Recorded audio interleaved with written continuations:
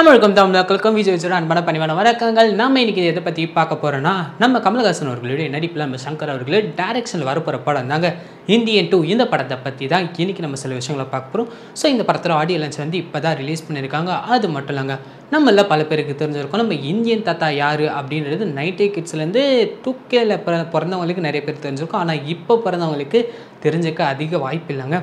நம்ம இந்தியன் தாத்தா யார், அவர் என்னென்ன பண்ணியிருக்காரு, ஸோ சுதந்திரத்துக்காக எந்த அளவுக்கு போராடி இருக்காரு, லஞ்சம் ஒழிக்கிறதுக்காக என்னென்ன விஷயம்லாம் பண்ணியிருக்காரு, தான் சொந்த மகனே லஞ்சம் வாங்கினதுக்காக அவனையே கொலை பண்ண ஏர்போர்ட் வரைக்குமே போயிட்டு அவனை கொலை பண்ணாரா இல்லையான்றதை வச்சு ஸோ சரியான சம்பவத்தை காட்டியிருப்பாங்க. கடைசியில் வந்து லஞ்சம் வாங்கின குற்றத்துக்காக தான் பையனை தான் கையாலேயே கொன்ன ஒரு தாத்தா தான் நம்ம இந்தியன் தாத்தா. ஸோ அப்படிப்பட்ட ஒரு மனிதன் வந்து திடீர்னு காணாமல் போய் வெளிநாட்டில் செட்டில் ஆகிறாரு.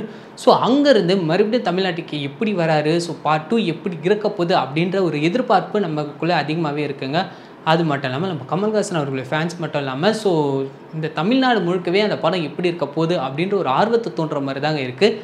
அதை தொடர்ந்து நம்ம இந்தியன் தாத்தாவுடைய இந்த பார்ட் 1 வந்து ரீரிலீஸ் ஆக போகுது. ஸோ அப்போ தான் இந்தியன் தாத்தா 1 நம்மளுக்கு தெரிஞ்சாதான் இந்தியன் தாத்தா 2 வந்து அப்படியே அந்த படத்துக்கூடயே ட்ராவல் பண்ணுற மாதிரி இருக்கும்னு சொல்லி இந்த படத்தோட ரீரிலீஸ் பண்ணுறாங்க. ஸோ இந்தியன் தாத்தா 1 பார்த்து என்ஜாய் பண்ணதுக்கப்புறம் இந்தியன் தாத்தா 2 பார்க்கும்போது அந்த லைன் நம்மளுக்கு தெளிவாகவே புரியும். ஸோ எதுலேருந்து கனெக்ட் ஆகுதுன்ற ஒரு விஷயம் நமக்கு நல்லாவே கொடுத்துருக்காங்க அப்படின்னு தான் நான் நினைக்கிறேன்.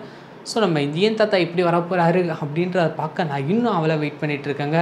பஜனா சேட்டு மாதிரி இருந்தார் ஸோ நான் ஒரு போஸ்ட்டில் பார்க்கும்போது. பட் ஆனால் நம்ம இந்தியன் தாத்தா இப்படி வரப்போகிறாருன்ற ஒரு நல்ல எதிர்பார்ப்பு கண்டிப்பாக இருக்கலாம். ஸோ நம்ம அந்த வருஷனில் போய் பார்த்தீங்கன்னா இந்தியன் தாத்தா மாதிரியே வந்து கெட்டப் போட்டுக்கிட்டு அந்த பழைய ட்ரெஸ்ஸை போட்டுக்கிட்டு ஸோ வர்ற மாதிரியான நிறைய சீன்ஸ் காட்டியிருப்பாங்க. ஸோ இதில் இந்தியன் தாத்தா எந்த மாதிரி கெட்டப்பில் வரப்போகிறாரு அப்படின்ற ஆவலை தூண்டி விடுறாங்க.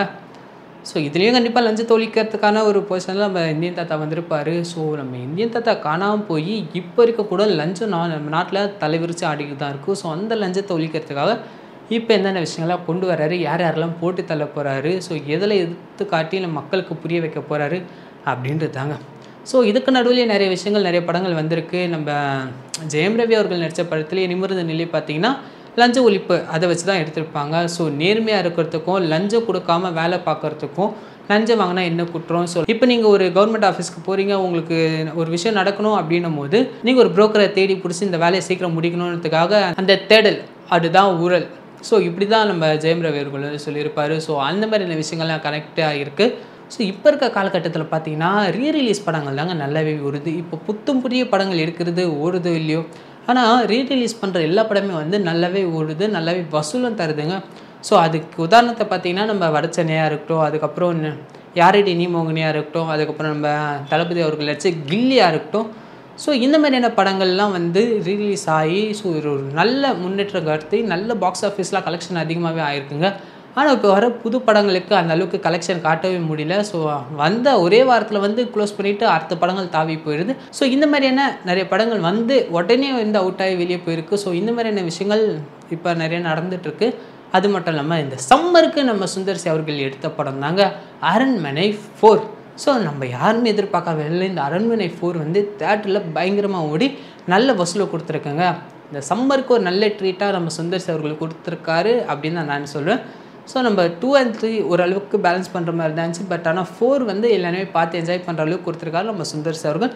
4 நல்லா ஓடிச்சுன்னா பார்ட் 5 எடுக்க நான் தயாருன்ற மாதிரி நம்ம சுந்தர் சி அவர்கள் சொல்லியிருக்காரு. ஸோ கண்டிப்பாக வந்து இந்த பார்ட் 4 நல்லாவே ஓடி இருக்குது. கண்டிப்பாக பார்ட் 5 எல்லாருமே எதிர்பார்க்கலாம் அப்படின்னு நினைக்கிறேன். நம்ம சுந்தர் சி அவர்கள் பார்ட் 5 எடுக்கிறதுக்கான வாய்ப்பு அதிகமாக இருக்குது, கண்டிப்பாக எடுப்பாருன்னு நான் நினைக்கிறேன். அதை தொடர்ந்து இன்னும் நிறைய படங்கள் பண்ணார்னா நல்லாவே இருக்கும். நம்ம சுந்தர் சி அவர்களுக்கு சீரியஸ் ட்ராக் போதோ இல்லையோ, பட் ஆனால் ஃபன் ட்ராக் நல்லாவே ஒர்க் அவுட் ஆகிட்டு இருக்கு நம்ம சுந்தர் சி அவர்களுக்கு. இந்தியன் 2 படம் வந்து ஜூலையில் ரிலீஸ் ஆக போதுங்க. இந்த படம் ரிலீஸ் ஆகிறதுக்கு முன்னாடி வந்து நம்ம இந்தியன் தாத்தாவுடைய பார்ட் 1 போட்டுருவாங்க. ஸோ அதை பார்த்து என்ஜாய் பண்ணிவிட்டு அப்படியே நீங்கள் பார்ட் 2க்கு போனீங்கன்னா அதையும் பார்த்து பயங்கரமாக என்ஜாய் பண்ணிங்க. பார்ட் 1 பார்ட் 2 ரெண்டுத்தையும் சேர்ந்து பார்த்த மாதிரி உங்களுக்கு ஒரு நல்ல படம் பார்த்தா ஒரு வைப் கிடைக்கும். பார்ட் 1 விட பார்ட் 2 எந்த மாதிரி இருக்க போகுது அப்படின்ற ஒரு ஆர்வல் எனக்குள்ளேயும் அதிகமாகவே இருக்குங்க. ஏன்னா பார்ட் 1 பார்க்கும்போது நமக்கே நம்ம கமல்ஹாசன் அவர்களை பார்க்கும்போது இம்ப்ரெஸ்ஸாக இருந்தாங்க. ஸோ ஒரு பக்கத்தில் நம்ம கமல்ஹாசன் அவர்கள் வந்து தாத்தாவும் நடிச்சிருக்காரு, ஒரு பக்கம் பையனாகவும் நடிச்சிருக்காரு. ஸோ அந்த கேரக்டர் டிஃப்ரென்ஸே ரொம்ப நல்லாவே காட்டியிருக்காரு. ஸோ அதேமாதிரி இந்த படத்தில் அவர் தாத்தாவாக தான் மேக்ஸிமம் வரத்துக்கான வாய்ப்பு இருக்குது. ஏன்னா பையனை தான் போட்டு தள்ளிட்டாரு, அப்போ தாத்தாவாக தானே வந்தாகணும். அப்போ பார்க்கும்போது ஒரு 60 வயசு இருந்தது. ஸோ இப்போ பார்க்கும்போது ஒரு 90 வயசு இருக்குமோ அப்படின்னு நான் நினைக்கிறேன். ஏன்னா நம்ம அவ்வளோ கேப் தாண்டி வந்திருக்கோம். ஸோ எந்த மாதிரி நம்ம கமலஹாசன் அவர்கள் பண்ண போகிறாருன்ற நல்ல எதிர்பார்ப்பு எனக்குள்ளேயும் இருக்குது. நீங்கள் என்ன நினைக்கிறீங்க? ஸோ இப்போ வந்து பார்த்தீங்கன்னா நம்ம தளபதி விஜய் அவர்கள் நடித்த ரீரிலீஸ் படங்கள் நிறைய வரதுக்கான வாய்ப்பு இருக்குது. ஸோ உங்களுக்கு எந்த படம் ரீரிலீஸ் ஆனால் நல்லா இருக்கும் அப்படின்னு உங்களுக்கு தோணுது அப்படின்னு வந்து கமெண்ட் பாக்ஸ் கமெண்ட் பண்ணுங்கள். நம்ம தளபதி அவர்கள் நடித்த படத்துலேயே நான் எதை சொல்கிறேன்னா, குருவி இந்த படம் வந்து ரீரிலீஸ் பண்ணாங்கன்னா செம்மையாக இருக்கும்னு நான் நினைக்கிறேன். பட் ஆனால் அந்த பறக்கிற சீனை தவிர இந்த படம் ஃபுல்லாகவே வந்து நல்லாவே ஜாலியாகவும் என்டர்டெயின்மெண்ட்டாகவும் கொடுத்துருப்பாரு. நல்ல ஃபன் ட்ராக்கோட இந்த குருவி படம் இருக்கும். ஸோ அந்த படம் ரிலீஸ் பண்ணால் பார்த்து என்ஜாய் பண்ணதுக்கு ஒரு நல்ல படமாக இருக்கும்னு நான் நினைக்கிறேன். ஸோ உங்களுக்கு எந்த படம் பிடிக்கும், அது எந்த படம் ரீரிலீஸ் பண்ணால் நீங்கள் பார்த்து என்ஜாய் பண்ணுவீங்க அப்படின்னு வந்து நம்ம கமெண்ட் பாக்ஸில் கமெண்ட் பண்ணுங்கள். இந்த வீடியோ உங்களுக்கு பிடிச்சா லைக் பண்ணுங்கள், ஷேர் பண்ணுங்கள், மறக்காமல் சப்ஸ்கிரைப் பண்ணுங்கள், கூட பக்கத்தில் பெல் ஐக்கானை ப்ரெஸ் பண்ணுங்கள்.